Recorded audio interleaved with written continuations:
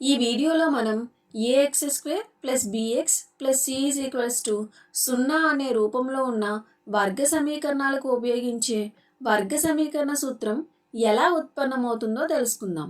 గత వీడియోలో ఈ సూత్రాన్ని ఉపయోగించి వర్గ సమీకరణాల సాధనలను ఎలా కనుగొనాలో చూసాం.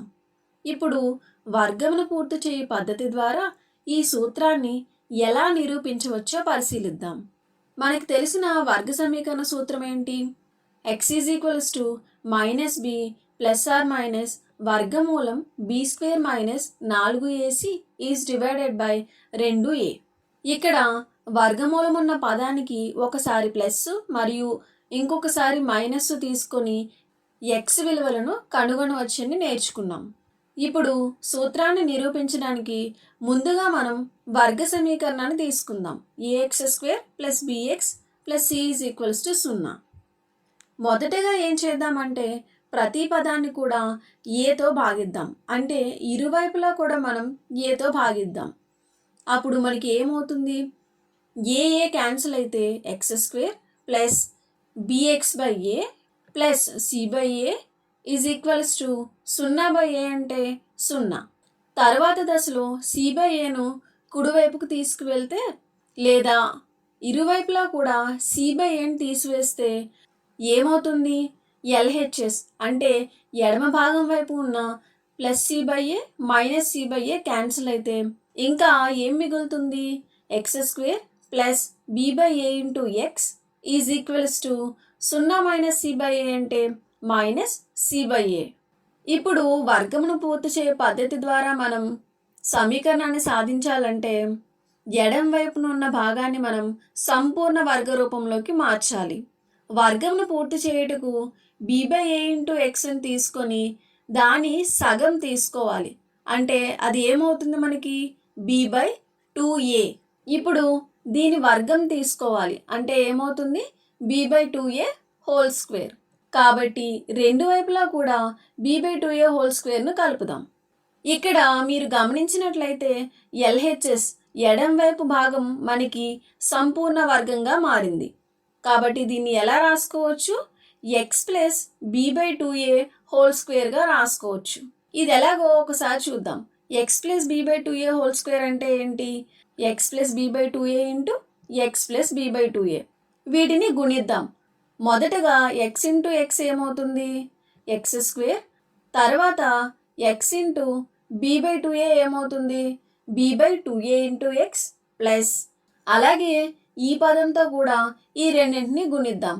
అంటే ఏమవుతుంది? b/2a into x is equals to మరలా మనకి b/2a ఇంటూ x వస్తుంది.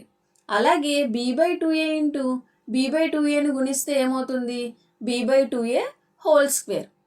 ఇక్కడ చూడండి b/2ax b/2ax. కాబట్టి దీన్ని ఎలా రాసుకోవచ్చు? 2 b/2ax. 2 అనేది క్యాన్సిల్ అయితే మనకి ఇంకా ఏముంటుంది? b/a into x. ఇప్పుడు మిగిలిన పదాలను కూడా రాద్దాం. ఏంటవి? x² plus b/a into x plus b/2a whole square. చూడండి ఇది మనకి ఇక్కడ ఏమొచ్చిందో ఇక్కడ కూడా మనకి అదే ఉంది. కాబట్టి ఎడం వైపు ఉన్న భాగాన్ని ఎలా రాసుకోవచ్చు? x ప్లస్ b/2a హోల్ స్క్వేర్గా రాసుకోవచ్చు.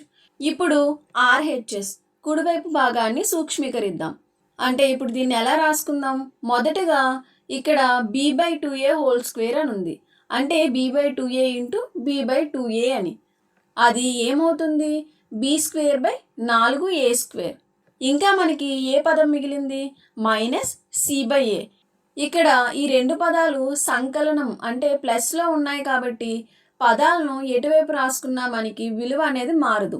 అందువల్ల b/2a హోల్ స్క్వేర్ను ముందుగా రాసుకొని తర్వాత మైనస్ c/aని రాసుకున్నాం.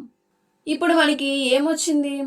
ఇప్పుడు కుడివైపున ఉన్నదాన్ని మరింత సూక్ష్మీకరిద్దాం. దీనికోసం ఏం చేద్దాం? ఈ రెండు పదాలకి కాసాగు తీసుకుందాం. అప్పుడు మనకి ఏమొస్తుంది? 4a². ఇప్పుడు 4a²లో 4a² ఒకసారే పోతుంది కాబట్టి 1 ఇంటూ b² అంటే b² మైనస్ ఏలో 4a² అనేది 4a సార్లు వస్తుంది.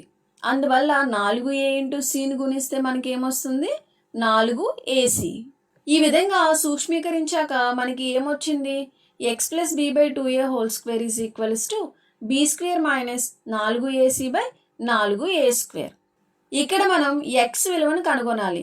కాబట్టి ఇక్కడ ఏం చేయొచ్చు? ఇరువైపులా కూడా మనం వర్గమూలాలను తీసుకుందాం. ఈ విధంగా వర్గమూలాలను తీసుకున్నప్పుడు మనకి వర్గమూలము మరియు వర్గం అనేవి క్యాన్సిల్ అవుతాయి. అందువల్ల ఎడం వైపు ఇంకా మనకి ఏముంది? X plus B by 2a is equals to, ఇక్కడ వర్గమూలం తీసుకున్నాం కాబట్టి ఇదేమవుతుంది? ప్లస్ ఆర్ మైనస్ వర్గమూలం B square minus 4ac by 2a. ఎడం వైపున ఇంకా మనకి ఎక్స్తో పాటు బి బై 2a అనే పదం కూడా ఉంది. దీన్ని తొలగించి కేవలం ఎక్స్ మాత్రమే ఉండేలా చేయడానికి మనము ఇరువైపులా కూడా బి బై 2aని తీసివేద్దాం. ఈ విధంగా బి బై 2aని తీసివేస్తే ఎడం వైపున plus B by 2a minus B by 2a అనేవి క్యాన్సిల్ అయితే మనకి ఇంకా ఏముంటుంది? ఎక్స్ ఈజ్ ఈక్వల్స్ టు, ఇక్కడ మైనస్ బి బై 2aని ముందుగా రాసుకుందాం. Minus B by 2a plus or minus వర్గమూలం B square minus 4ac by 2a. ఇక్కడ కుడివైపును చూడండి, హారంలో మనకి రెండు పదాల్లో కూడా 2aనే ఉంది, అంటే సమానంగా ఉంది. కాబట్టి ఒకే భిన్నంగా రాసుకుంటే X is equals to minus B plus or minus వర్గమూలం B square minus 4ac by 2aగా వస్తుంది. చూడండి, ఇక్కడ వర్గ సమీకరణ సూత్రం వచ్చింది కదా. అందువల్ల మనం వర్గమును పూర్తి చేయ పద్ధతి ద్వారా వర్గ సమీకరణ సూత్రాన్ని నిరూపించవచ్చు. ఈ సూత్రం ద్వారా ఏ వర్గ సమీకరణానికైనా సాధనను సులువుగా కనుగొనవచ్చు. మనం ఏం నేర్చుకున్నాం? వర్గమును పూర్తి చేయ పద్ధతి ద్వారా సమీకరణ సూత్రం నిరూపించడం. మొదటగా AX square plus BX plus C is equals to 0 రూపంలో ఉన్న వర్గ సమీకరణాన్ని ఏతో భాగించి సరళ రూపంలోకి మార్చాలి. తర్వాత మధ్య పదం యొక్క గుణకానికి సగం తీసుకొని దాని వర్గాన్ని రెండు వైపులా కలిపి సంపూర్ణ వర్గ రూపంలోకి మార్చాలి. చివరిగా రెండు వైపులా వర్గమూలం తీసుకొని ఎక్స్ విలువను కనుగొనాలి. ఈ విధంగా మనం వర్గంను పూర్తి చేయ పద్ధతి ద్వారా వర్గ సమీకరణ సూత్రాన్ని ఉత్పన్నం చేయవచ్చు.